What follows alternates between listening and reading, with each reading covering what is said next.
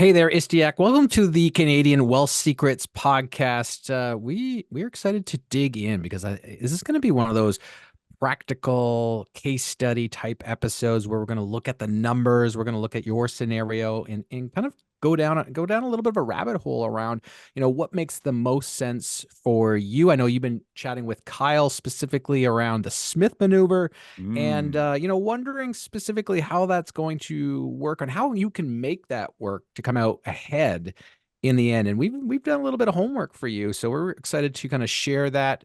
But before we get into it, let our listeners know, like, whereabouts you coming from. What are you doing? Like, what's your day job look like? And fill us in a few details there. Thank you, John, and thank you, Kyle, both of you. I've been listening to your podcast for quite some time, and I love the content you guys create, and I appreciate the value you're adding to your clients and your listeners. So thank you very much. My background is mostly in IT consulting full time, and I also do part-time real estate. I do a lot of real estate investment. That's what brought me into real estate world. And at the moment, I think I read some of the strategies about how we can save some taxes on some of the interest that we pay on the primary house. As we know, in Canada, we can't write that off, Mm. unlike US. But I have been exploring some options, and I happened to land upon this particular strategy called Smith maneuver. Mhm. I did some digging. I wanted to brainstorm with you guys, and maybe if you guys can throw some light and help me how that works. I love it. I love it. And, for those who are listening, Istiak and I had a couple calls actually, and we were chatting just about strategy. And this was one of those that kind of popped up. And I was super curious because John and I had recently recorded our most recent deep dive on the Smith maneuver. And I thought this was a great fit for us to use as a case study. But just to give folks a little bit of a high level understanding, you also have your realtor license. So again, being a real estate investor, much like us, sort of doing the learning so that you can, do the work yourself, understand the business, but then of course, be able to help others as well. You're incorporated, have some investments in the consulting space, and also you have already taken advantage of permanent insurance as a strategy, being corporately owned. So a lot of things in common here. So it makes sense that as a listener to the show that you're sort of, things are resonating with you. Full disclosure, you already had those permanent policies in place before listening to the show. So you were well ahead of the curve, which is great. So for those who haven't explored deeply there, definitely they should be doing so. But today, yeah, we're going to dig into the Smith maneuver. So what I think we'll do is we want to take a deep dive into your scenario, and we want to talk about, first and foremost, you are an incredibly intelligent person. I know this from the calls we've had, from your investments you've made, from how well you are along your journey. And yet, the Smith maneuver has given you a little bit, it's caused a little bit of pause. Well, at least not the maneuver itself, but maybe the environment that we are in. So, can you set the stage for us? Like, you've been exploring. Obviously, what you liked about it is writing off interest. I think we all can appreciate that. But where's the stumbling blocks for you that sort of led us down this path to sort of explore your scenario and hopefully help the audience with overcoming some of these, mental barriers that we might face as we explore a strategy like this one? My first thought process was I was looking to optimize my taxes. That was my objective. Mhm. And when I look at my interest payment based on the current mortgage interest rate that we all know we are in, is pretty high, and I was trying to find ways to reduce it. And then I found that, okay, there is a strategy that can be leveraged. I tried to dig into this. There are certain variations and nuances to that. There are some accelerators to Smith maneuver. I looked at a couple of them. Some of them made sense, some of them didn't. Some of them are very close to my situations. And at this point of time, I was comparing between different options or nuances in Smith maneuver, and I wanted to see what is most optimized options for me. Most of them work, but what is the most optimized? It might be that I put any cash flow into mortgage and borrow it back, invest it again, write that off. That could be one strategy. One could be now other options are, where is that cash flow coming from? Because that ultimately you need a cash flow. Cash flow can be coming from your personal income. Cash flow can be coming from your rental income. Cash flow can be coming from Sure. your not the corporate income, but let's say uncorporated sole entrepreneurship income, which is still your personal income. Or another good strategy that I found was, let's say if you have personal investment in stocks on your personal name, so maybe you wanna liquidate that, put that into your mortgage, borrow it back, and put it back in the investment, so that way you can write off the interest and your investment is the same. So basically, you are swapping your debt from Sure. one investment to other investment. So all of these things have been trying to compare and find the optimized option. Right. Right. Makes sense. Makes sense. Sounds like you're a deep diver, a fact finder. You're trying to figure out, the best option. Now, if you think about all these kind of different ways to bring in the cash flow and think about trying to minimize those tax, if you're saying I want to move forward with the Smith maneuver, or I'm not sure, like, what do you think is, like, for you, what do you think is like the thing holding you back right now? Like, if you pick one thing right now, going like, this is the real reason I haven't done or taken action here, what would you Mhm. say that one thing is right now? One thing is I'm not convinced which option is the best one. So I'm still in that exploration phase. Interesting. And I think sometimes that analysis paralysis, and you and I had a Sure. discussion Yeah. around this fact finders, you Right. are definitely like myself. I like to go down the rabbit hole, and we've talked about this on the podcast a number of times before. Sometimes, when there's multiple options, because as you mentioned, there are different strategies or approaches that you can implement either in conjunction with the Smith maneuver or as sort of like a means to getting to the same result. But sometimes, as we seek out for that best option, the most optimal option, time just keeps rolling by, right? Yeah. And that was my journey in permanent life insurance, for example. I had discovered the idea of infinite banking over a decade ago. And, it was like, I was like, I'm not sure what the best way to go is. And meanwhile, now I recognize, I'm like, shoot, if had I started any policy, right, I probably would be a whole lot better off now. So with this one, if I had to guess, so there's different strategies, but what would you say, like, talk to me about like, we're in a high interest rate environment. Has that been something that has maybe also either put you to maybe take this strategy and put it on the back burner? Because here's the other thing. It's like when there's other, extraneous factors sort of, influencing whether we want to do something or not, or maybe impeding on our confidence as to whether it might be a good strategy or not. Talk to me a little bit about interest rates. If rates were low right now, would you be committing more time to exploring these options? Or because rates are high right now, are you feeling like it's sort of a back burner idea that maybe I'll come back to, maybe I won't? Where's your head at in terms of the essentially market that we're in right now? The challenging part is because of the very high interest rate. And my mortgage is more than $1 million. So the annual interest rate goes more than 50, 60, roughly $70,000 a year, which when I looked at the number, and I'm like, this does not make any sense. There has to be a better way. Yeah. So that was the trigger. And then I started exploring. Now, your question is, if the interest rate goes down, would I still continue to explore? I think yes, because there are some strategies that makes absolute sense. For example, debt swapping. If I have the investment, do I want to continue investment and not reducing my tax? No, I might take this stock investment, put it in the mortgage, and even if I'm paying interest not 50,000, only 20,000, I would try to reduce that and use it in investment. So if I Right. can make it better, why not? I love it. Would you say, like like think about 10 years from now, 15 years from now. Is Mhm. your ultimate goal just to save tax, or is there other, like, what are some of the things that are on your plate right now and trying to help decide what option is the best? Because, sometimes it'd be like, I want to minimize my tax, but I also need to have the trade-off between how much money I can, say, live and pay my bills with. Like, can I make that happen? Or, is my 10-year goal to have obviously as much net worth as I possibly can, and I want to build that as big as bit pot as I can.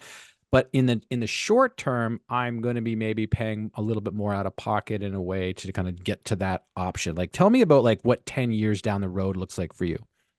Sure. So I think I'm working on my retirement outlook. I wouldn't say retirement plan, but let's say retirement outlook, how it will look like.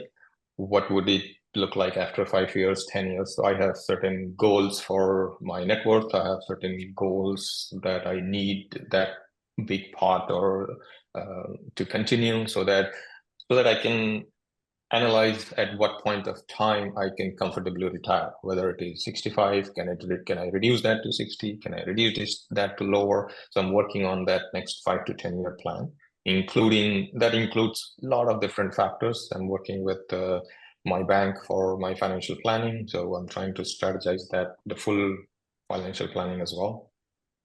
Awesome. Awesome. So what I think we will do here, and I think for a lot of people, I mean, a lot of these are very common. Like, first of all, I think Mhm. everyone's going to say, yes, I want to pay less tax. Mhm. Yes, down the road, I want to be in a better, financial situation than I am today.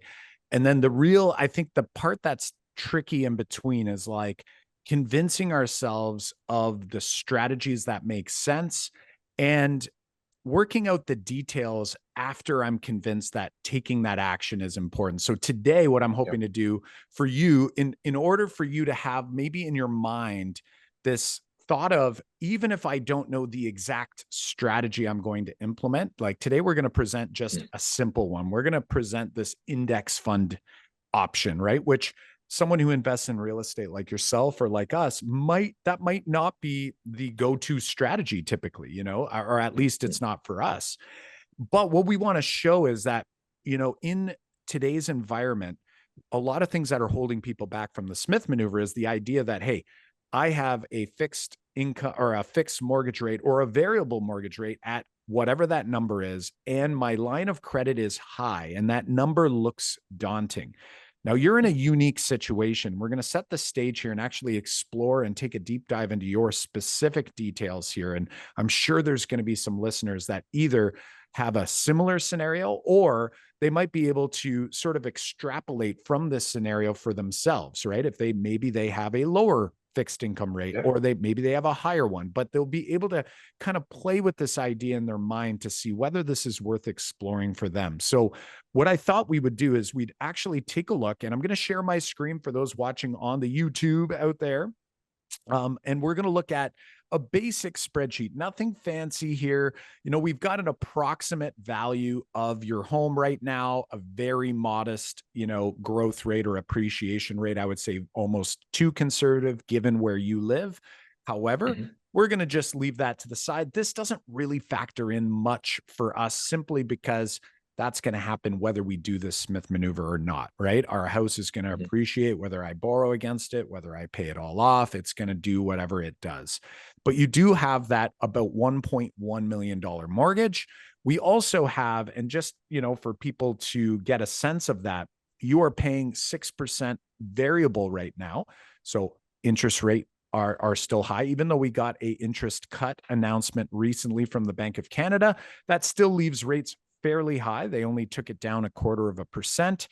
And you're looking at payments of somewhere around, I believe, like $7,300 a month.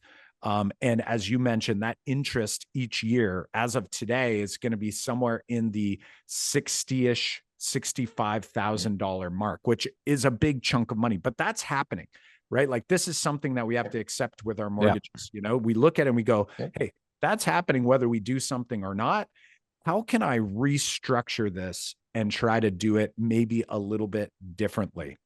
So what we're going to do in this particular case is we're actually going to look, and I had asked you before we got on this call, I said, hey, if you could prepay some, and we're assuming here that you have the prepayment privileges to do so, and you do have a readvanceable mortgage, which puts you in a perfect situation. I think you're dealing with a step, which I think is a Scotia product, if I recall. And you're basically able to add money or pay down money on this property in order to open up room. Now, the caveat, as we've explored in previous episodes, is that there has to be this extra money sitting around that I can actually apply to this mortgage, right?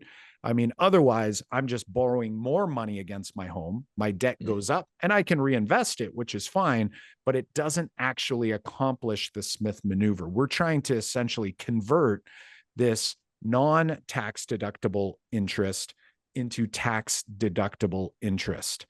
And you had mentioned to me, you said, listen, I could probably do, like, let's run the scenario at $2,500 per month.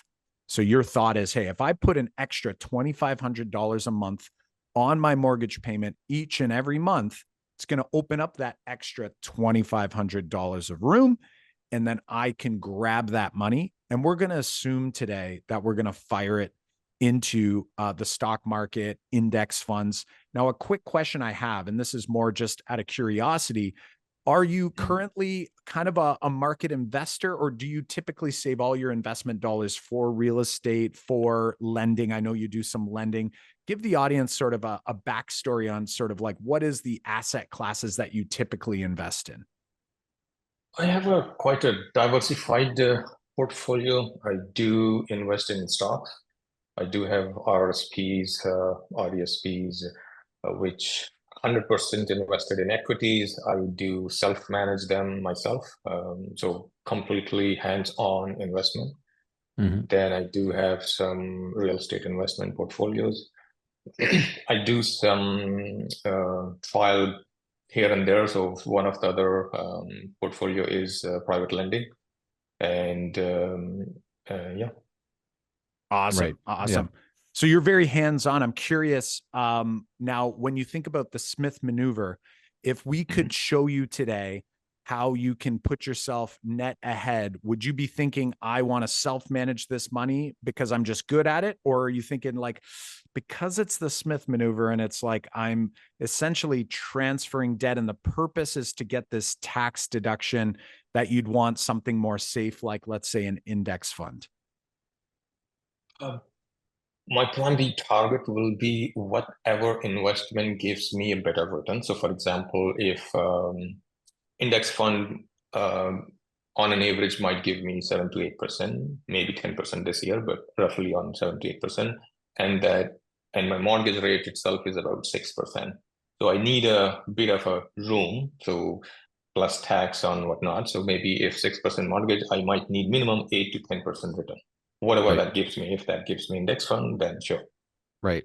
Right. And I think knowing, and trying to make sure that we are thinking about what that return could be, it's obviously a huge factor in whether this Smith maneuver makes sense or not. But we're going to unveil some numbers here and look at the actual details specifically to your situation. But I think what's important generally for the listeners as well is that the Smith maneuver works because you are going to take the money you were going to invest anyway, and then create this kind of gap that allows you to take advantage of the tax that you would say get in return on, say, that investment. And I think that's an important aspect to know, because if you are, say, I'm just going to put more money down on my mortgage, and I'm not going to invest that, then all we might be doing is transferring, I think you said this before as well, is like you're transferring from one asset into another, you're transferring from one debt to another debt. And the important part is to try to capture the almost like this arbitrage on the amount of the interest rate for, say, your line of credit, and then the all of a sudden the effective rate after you've taken into account how much tax you're going to pay on, say, your income and any income produced. So, for example, Istiak, what tax bracket would you say generally, you're in right now in Canada? Like, are you? Because I think How that's about an important 100? factor for us to consider Yeah. here to kind of go, what are the numbers going to look like for you? Yeah, I would be about 100K, so that is your Okay. 31.48. Right. Perfect. Perfect. So we're going to use that number here. And actually, we're going to knock it down a little bit, because if you're going to start writing off interest, something, and we're looking at Ontario for those on YouTube here, got the charts up. This is combined Ontario and federal, which is real fun to look at. But you'll notice that, depending how much interest you have and how much that's going to knock down your income each year, right? As you convert this debt, you're going to have more tax deductible interest, paying down essentially whatever your actual income looks like. So you're probably going to be a little short of the 31.5% bracket, might get down into the 29. You might even get a little bit of that money into this 24.15 tax bracket, depending how low you go with that, or how much of this you convert. So I've been super conservative here. I want to share with everybody, in your scenario, we're going to put you in a 27.5% marginal rate, meaning like this money that's going to knock down, it's going to knock it off the top, which is going to be in that last bracket. So we're actually being conservative here in order to run some of these numbers. Now, you had mentioned to me in our communications that your mortgage is 6% and your line of credit, your home equity line of credit that's associated, is about 7.2%. So right there, it looks bad, right? Like it looks bad on paper. But what we're going to do here, we're going to apply this extra $2,500 per month. And we're going to do this until the mortgage is essentially paid off. So you're paying your mortgage anyway. Then we're applying an extra $2,500 per month, which is $30,000 per year, until the mortgage is paid off. And then after that, we're not even going to worry about it, because what we would recommend, of course, is you apply all of that money into investments, right? You've been used to this being your sort of routine, that, hey, you would obviously supercharge your wealth, taking 10,000 into the market per month instead of just the 2,500, however you choose to do it. So what we're going to show with this tax deduction is that essentially, because we're going to be paying 7.2% interest and it's going to be tax deductible, that's going to be like paying a 5.22% real interest rate cost. Because basically what we're doing, as we mentioned in that previous episode where we went on a deep dive, we took a general scenario. We had used a mortgage rate of, I believe, 4%, and it was 7.7%, I believe. And it actually hurt the numbers for the first couple of years, but then it quickly caught up. Here, you're actually in a scenario that if you had infinite money sitting in the backyard or under the bed, or, between the sofa cushions or whatever, if you had infinite money, it would make sense for you to take all of that money and put it in on your mortgage, take all of that money and then put it into the market. And essentially you could do a balanced fund and probably, beat your 5.22%. Dare I say, you could potentially put it into, now it would be tough to justify the tax refund on it, but putting it into a participating whole life policy, for example, that has a fairly consistent, fairly safe return, or a GIC, for example, you would be in a better spot. So again, we don't have infinite money, but if we could take that $2,500 per month, we're actually going to pay on paper more money in interest on that 2,500, which next month's going to be 5,000. And the month after that, it's going to keep growing and growing, but you're actually realizing a better interest rate after we take the tax deduction into account. And you could see, of course, there's costs here, and we have to be aware of that. And then we use 9% as an average rate for, say, an S&P equity type, US equity type fund. However, as you had mentioned, it sounds like self-managing your own stock portfolio, that you're actually doing much better than that. But we're not going to make any of those assumptions here, but it's good for you to note. And you'll see here that, I'm calling it equity without the Smith maneuver. We're just talking about the equity you're building in your home, right? You're paying off the mortgage. Obviously that's going to happen regardless. As soon as we compare that and we look in and say, okay, imagine this world where we keep paying off our home, and we do so just like we normally would. We don't increase payments, and we just take the $2,500 and we invest it just like we are here. you'll see that obviously you're going to be in a better spot. You're contributing more money into the market, and therefore you're getting a good. However, when we actually consider the Smith maneuver, so if we actually put the money onto the home, borrow it back, and put it into the same exact investment that we were going to put it into without the Smith maneuver, you'll notice that in year one, we're going to be a little bit behind, as you can imagine, because there is interest cost happening there compared to just investing straight up. But you'll notice that in your case specifically, based on this 9% return, you're going to realize very quick improvements and very fast. So we look in year two, you've got a $33,000 improvement a year. And sorry, that's the end of year one is 33,000. By the end of year five, we're looking at 226. As we do this, we're accelerating the payments on our mortgage. Your mortgage would be fully paid off, the traditional mortgage, by the end of year 13, and you'd be just short of $1 million ahead in terms of this 9% return. We'll play with that rate in just a second, just to show you it doesn't have to necessarily be that high either. But one thing that I want to share with you is that after year 13, you only have a line of credit balance of 420.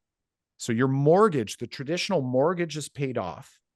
Your line of credit is now at $420,000, which is going to continue to cost you interest, but it's tax deductible interest.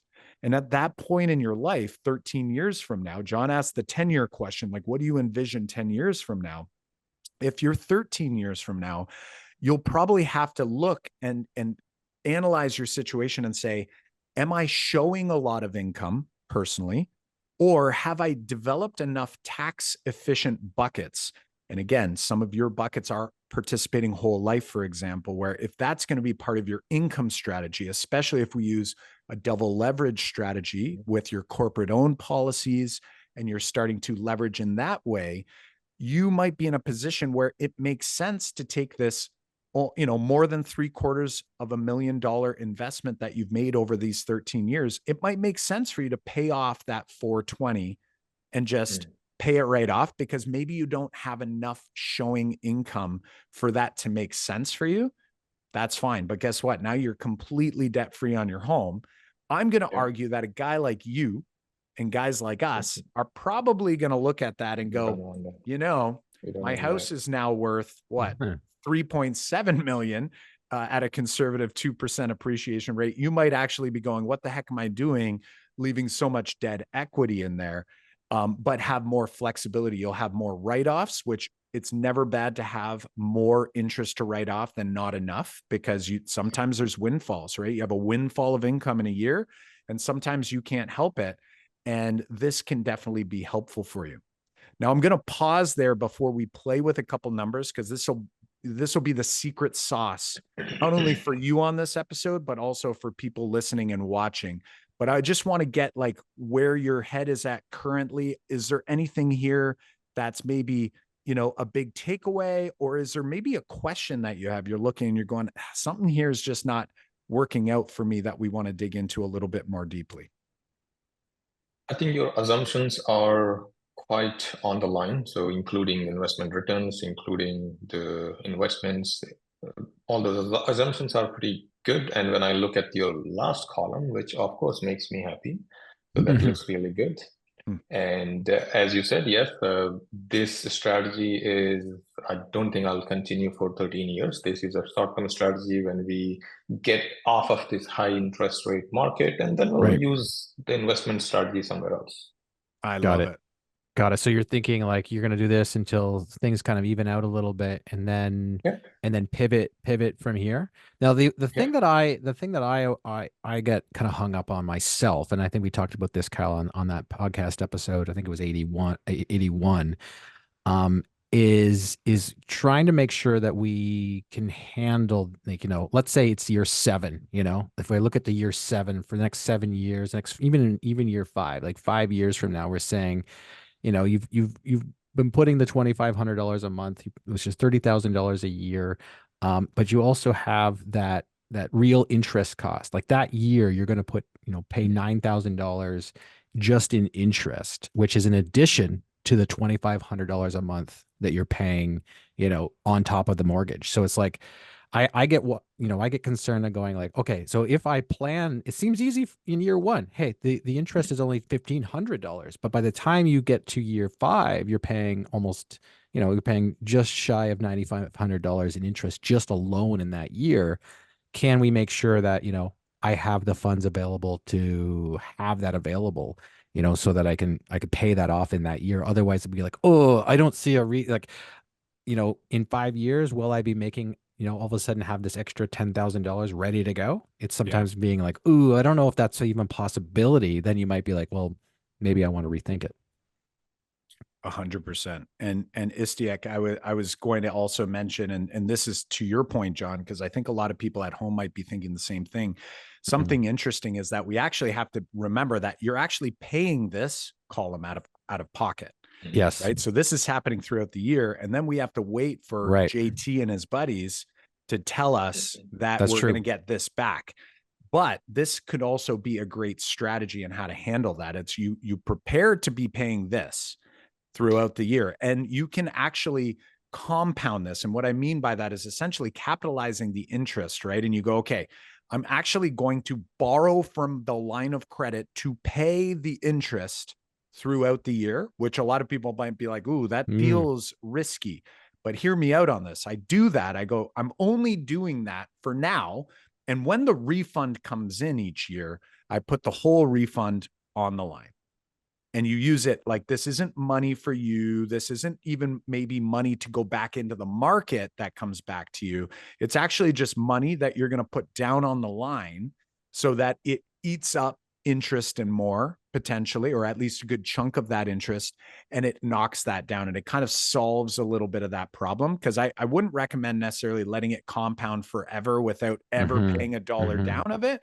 I think what you want to do is you want to kind of keep that under wraps so that the balance of your line of credit is going to remain around a certain number. So it's a little more predictable in your mind. Like compound interest can get out of control fast, right? And we really want to see this compounding out of control. We want to see the investment compounding out of control.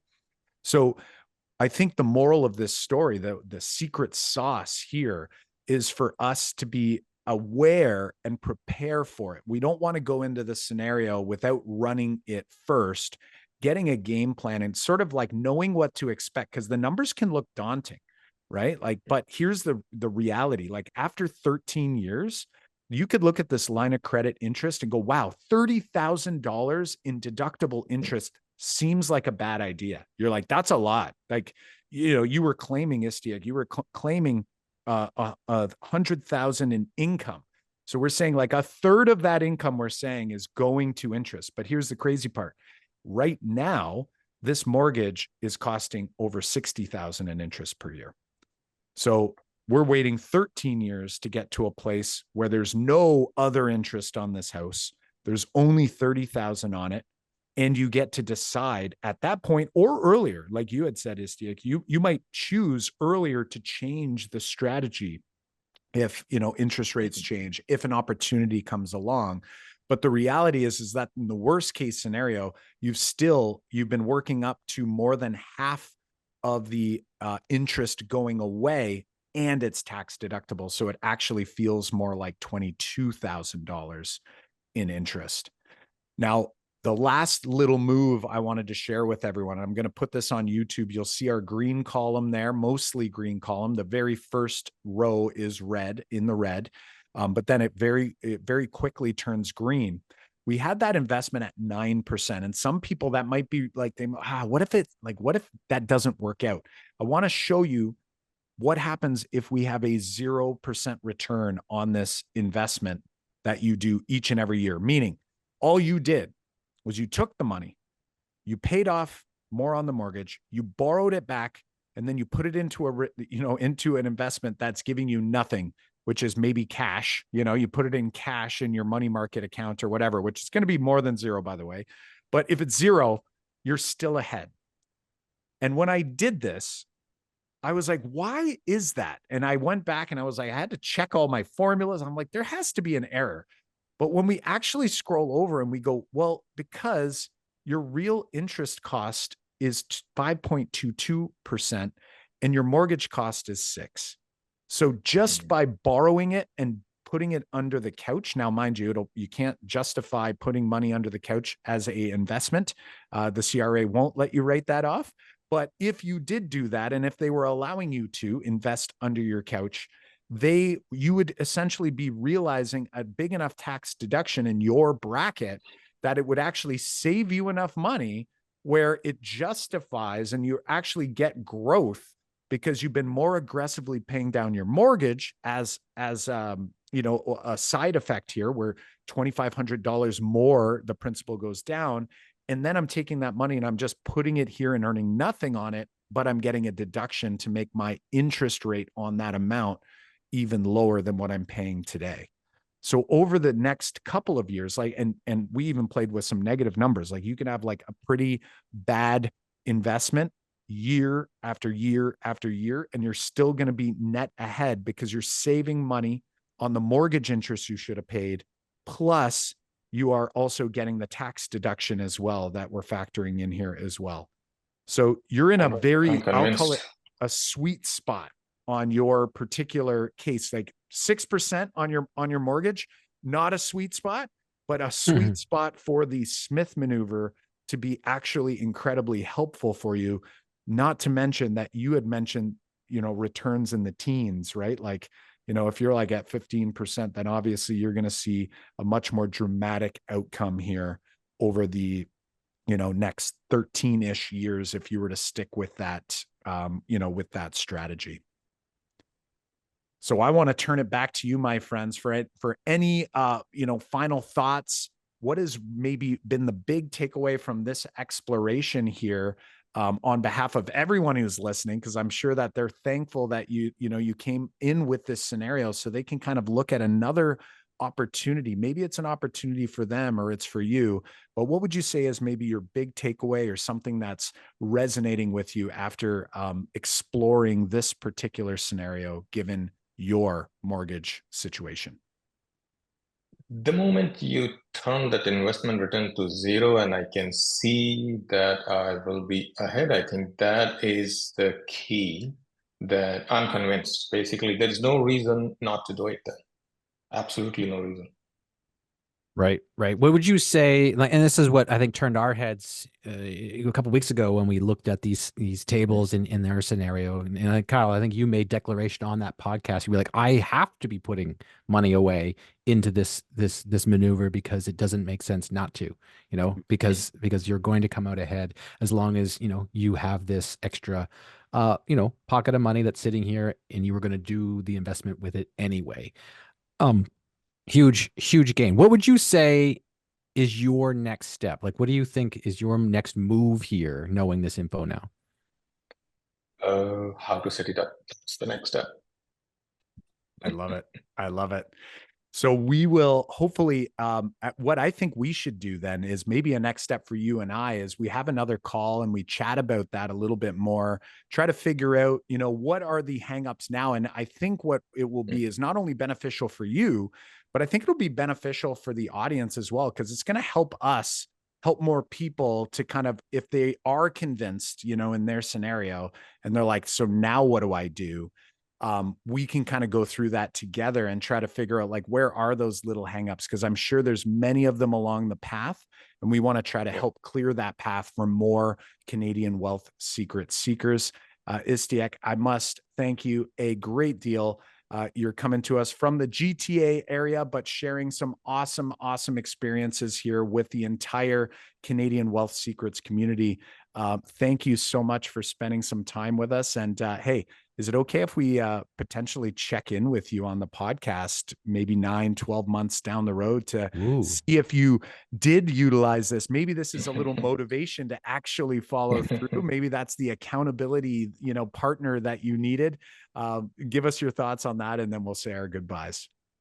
I'll be more than happy to do that. And I really appreciate you guys taking time and spending time to run through this simulation for me. I really appreciate that. Thank you.